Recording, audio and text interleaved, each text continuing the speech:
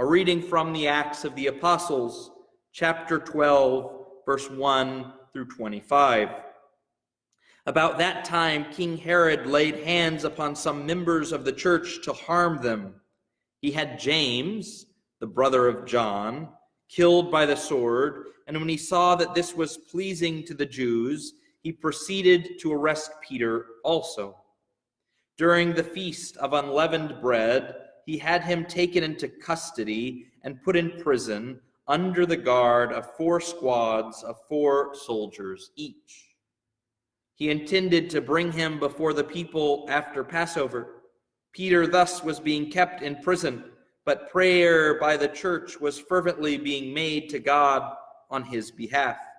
On the very night before Herod was to bring him to trial, Peter, secured by double chains, was sleeping between 2 soldiers, while outside the door, guards kept watch on the prison. Suddenly, the angel of the Lord stood by him, and a light shone in the cell. He tapped Peter on the side and awakened him, saying, "Get up quickly." The chains fell from his wrists. The angel said to him, "Put on your belt and your sandals." He did so. Then he said to him, "Put on your cloak and follow me." So he followed him out, not realizing that what was happening through the angel was real. He thought he was seeing a vision. They passed the first guard, then the second, and came to the iron gate leading out to the city, which opened for them by itself.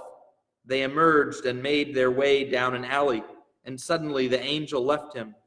Then Peter recovered his senses and said, "Now I know for certain that the Lord sent his angel and rescued me from the hand of Herod and from all the Jewish people had been expecting." When he realized this, he went to the house of Mary, the mother of John, who is called Mark, where there were many people gathered in prayer. When he knocked on the gateway door, a maid named Rhoda came to answer it. She was so overjoyed when she recognized Peter's voice that instead of opening the gate, she ran in and announced that Peter was standing at the gate.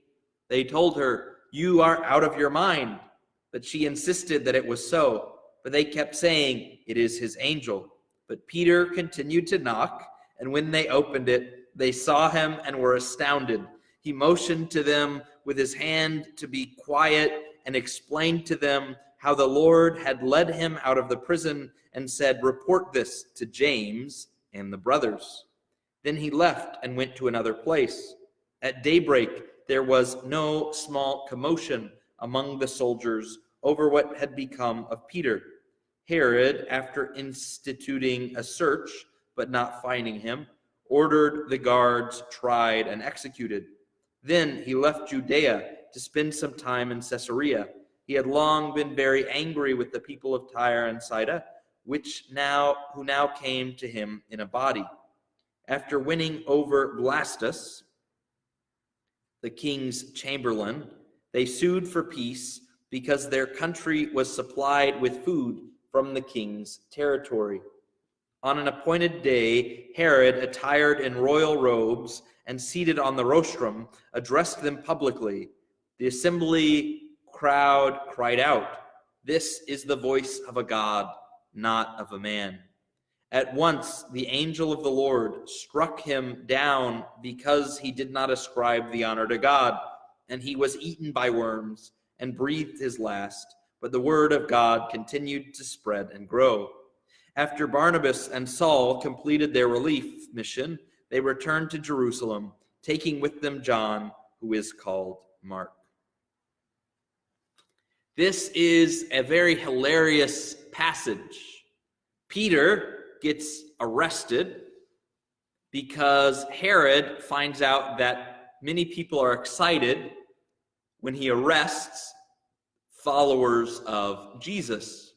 He killed James, the brother of John, and then he arrests Peter. He brings Peter to prison. An angel rescues Peter. Peter goes and knocks on the door of his friends. They hear his voice. The maid hears his voice, gets so excited that she leaves him outside. It's a funny scene. And she goes upstairs. She says, Peter is here, Peter is here. And they're all like, you're crazy, you're crazy. And Peter just keeps knocking on the door. It's a funny scene how they set it up. It's a funny story. And they rejoice because Peter has been broken out of prison by an angel. Then we also see a genre of literature which is called the horrible death. The horrible death. The horrible death, similar to the horrible death of Judas, we see the horrible death of Herod. And so in this death, Herod, who is supposed to be a Jewish ruler, lets himself be called a god without correcting the people. And so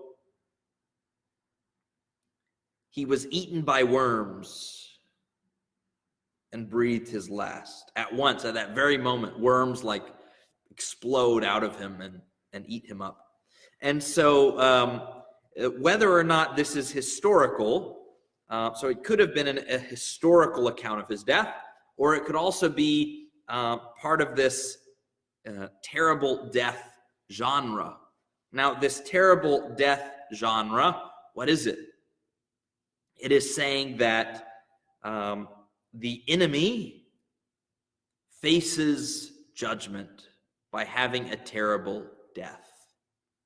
And so it's a way to ascribe to the person wickedness, that these worms are his own crimes, that his death is a result of his own sin and pride. So it could be an either or. Now, what's interesting about this is Jesus also has something which would be akin to a horrible death. So it would be similar to this story that they would tell about others, this idea of a horrible death. But in Jesus's quote-unquote horrible death, it is a cause of our joy, not because of our enemy, but because he has counted us friends. It is a joy because he goes through this horrible death and overcomes it in resurrection. And so you see that occasionally people do suffer historical horrible deaths. But we must also remember that in the case of Herod or Judas, it's possible that what we are reading is a state of their soul, a state of their interior, through this genre of horrible deaths. It would be similar to like a Chuck Norris joke. So Chuck Norris is this man who is very strong, and you say, well, how strong is he? Oh, well, he's so strong that he can, when he does a push-up, he doesn't push himself up, he pushes the earth down. It's an exaggeration to say he is strong. And so in the same way, you could see that it's possible either that this is a historical account of Herod's death, or that it is this genre that says Herod was a bad person who got what was due to him. When we read the scriptures, it's important to understand the genre of each section. For instance, when Jesus speaks in parable, we know that it is a story. We know it is something that he is making up, hence a parable. But that doesn't mean that it couldn't have been based on something real, that it couldn't have actually happened in that way. It just means that in that case, he is using a constructed story to prove another